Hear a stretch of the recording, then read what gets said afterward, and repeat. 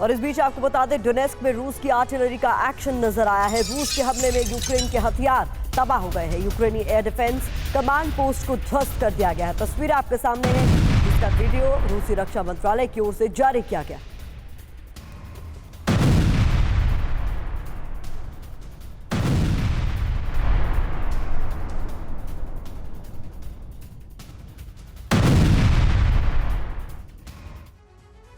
ये तय हो चुका है कि अगर पुतिन यूक्रेन जीत जाते हैं तो उनका अगला टारगेट बाल्टिक देश होंगे और इसके लिए रूस ने विध्वंसक प्लानिंग की है। दूसरी तरफ नाटो को इसका अंदेशा हो गया है। ऐसे में नाटो ने बाल्टिक से लेकर नॉर्डिक तक एक ऐसा चक्रव्यूह तैयार किया है जिसे रूस कभी न भेद सके।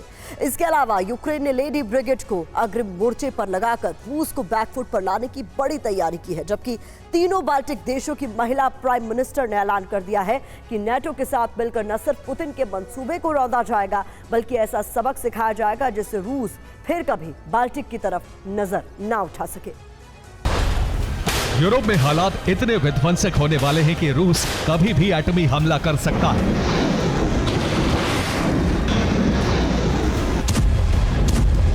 और उसके निशाने पर बाल्टिक देश सबसे पहले नंबर पर है। इसकी वजह समझिए। पहली वजह है बाल्टिक देश यूक्रेन में सेना भेजने को तैयार है। दूसरी वजह है बाल्टिक देश यूक्रेन को लगातार हथियार भेज रहे हैं। तीसरी वजह है बाल्टिक देशों में 2 महीने में दूसरी बार डिफेंडर ड्रिल हो रही है। चौथी वजह है बाल्टिक देशों ने रूस और बेलारूस बॉर्डर पर सुरक्षा बढ़ा दी है। पांचवी वजह है बाल्टिक देशों में अमेरिका ने परमाणु हथियार तैनात कर दिए हैं।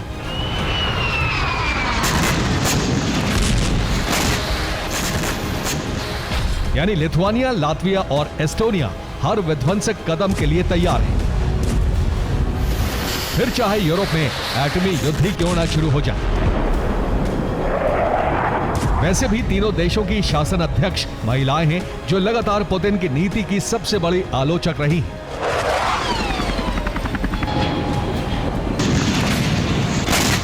एस्टोनिया की prime minister Kaja Kallas, Latvia की प्राइम मिनिस्टर एविका सेलिना और लिथुआनिया की प्राइम मिनिस्टर इंग्रिदा सिमोनाइट। ये तीनों पुतिन की जबरदस्त विरोधी हैं। कई बार रूस की रणनीति के खिलाफ अंतर्राष्ट्रीय मंच पर आवाज उठा चुकी हैं। तीनों बाल्टिक देश रूस के सामने बेहद छोटे और कमजोर हैं, फिर भी वो टिके हैं। तो इन महिलाओं के हौसले और रणनीति की वजह से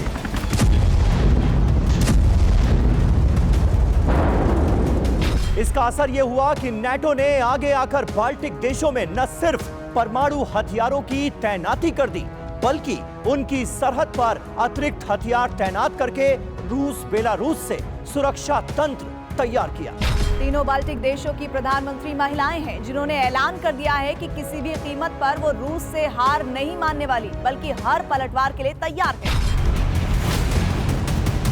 इसी तरह यूक्रेन ने भी एक लेडी ब्रिगेड तैयार की है जो फ्रंट फुट पर जाकर रूस के खिलाफ युद्ध लड़ेगी, जिसके लिए भर्ती भी शुरू हो गई है। खास बात यह है कि यूक्रेनी फौज में भर्ती के लिए किसी डिग्री की जरूरत नहीं है, बस देश पर मर मिटने का जज्बा होना चाहिए। बाकी हथियार चलाने और मिलिट्री ट्रेनिंग यूक्रेनी फौज के अधिकारी देंगे। एक आंकड़े के मुताबिक 2014 में यूक्रेन की आर्मी में करीब 50,000 महिला सैनिक थी, जिसमें 16,500 मिलिट्री ऑपरेशन में शामिल थी। इनकी संख्या 40% बढ़ चुकी है।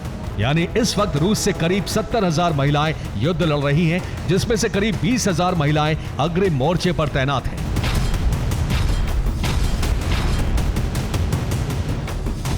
यूक्रेन के रक्षा मंत्रालय के मुताबिक युद्ध के दौरान 4,000 महिला सैनिकों की मौत हो चुकी है, लेकिन अभी भी भर्ती में कोई कमी नहीं आई। महिला सैनिकों को मेडिकल कैंप के अलावा इन्फेंट्री और कॉम्बैट ऑपरेशन में भी भेजा जा रहा है। कई महिलाएं तो टैंक बटालियन का भी हिस्सा हैं। अब यह साफ हो चुका है कि यूक्रेन में नेटो देशों के सैनिक पहुंच गए हैं, जो यूक्रेनी सैनिकों को न सिर्फ ट्रेनिंग दे रहे हैं बल्कि फ्रंट फुट पर जाकर युद्ध भी लड़ रहे हैं।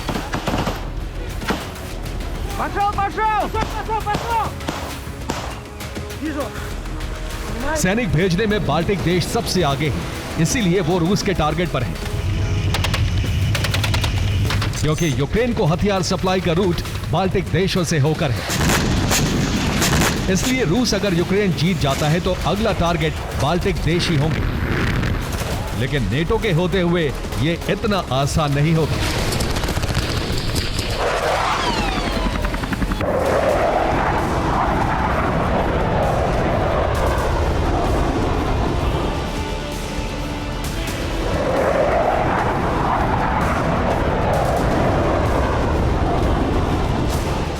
पोलैंड से नॉर्वे तक ड्रोन चक्रव्यूह के जरिए नेटो बाल्टिक देशों को सुरक्षित करना चाहता है।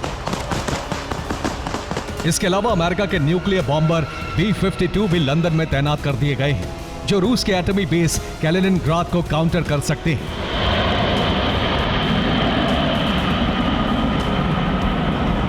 अमेरिका के न्यूक्लियर बॉम्बर B-52 एक लूप की तरह निगरानी करेंगे, यानी लंदन से उड़ान भरकर वो बाल्टिक देशों तक पहुंचेंगे, जिसमें कैलिनिनग्राड के चारों ओर चक्कर लगाकर पोलैंड के एयर स्पेस से होकर लौट आएंगे। दरअसल ये सीधे तौर पर रूस को चेतावनी है कि उसका कैलिनिनग्राड एटमी बेस नेटो के टारगेट पर है। खास बात यह कि B-52 बॉम्बर को कई फाइटर जेट एस्कॉर्ट करेंगे, जिसमें स्पेन का F-18 हॉर्नेट, जर्मनी का यूरो फाइटर टाइफून और पोलैंड का MiG-29 शामिल होगा। फाइटर क्राफ्ट की इस टीम को नेटो ने बॉम्बर टास्क फोर्स नाम दिया है। बाल्टिक देशों के अलावा सबसे बड़ा खतरा पोलैंड को रूस से है। बेलारूस बॉर्डर पर रूस ने एटमी हथियार तैनात करके पोलैंड की धड़कनें बढ़ा दी हैं। इसलिए पोलैंड ने नेटो से अतिरिक्त सुरक्षा की डिमांड की है, जबकि पोलैंड ने बेलारूस और कैलिनिनग्राड बॉर्डर पर एक टस्क लाइन बनाई है, जिस पर टैंक, एयर डिफेंस और आर्मर्ड व्हीकल को तैनात किया है। साथ ही मिसाइल लॉन्चर भी लगाया है, जिस पर पोलैंड ने करीब 18,000 करोड़ खर्च किए हैं। ये खर्च करीब 700 किलोमीटर लंबी सरहद पर खर्च किया जा रहा है, जहां मिलिट्री डिफेंस के अलावा अंडरग्राउंड माइंस और एंटी टैंक बंकर भी तैयार किए हैं। इसी तरह की तैयारी एस्टोनिया ने भी की है। उसने 500 से ज्यादा बंकर बना लिए हैं, जबकि एस्टोनिया के साथ मिलकर लिथुआनिया और लातविया डिफेंडर ड्रिल करने जा रहे हैं, जिसमें 90,000 एक्टिव सैनिक हैं और दूसरे बॉर्डर पर कुल 3 लाख सैनिक मौजूद हैं।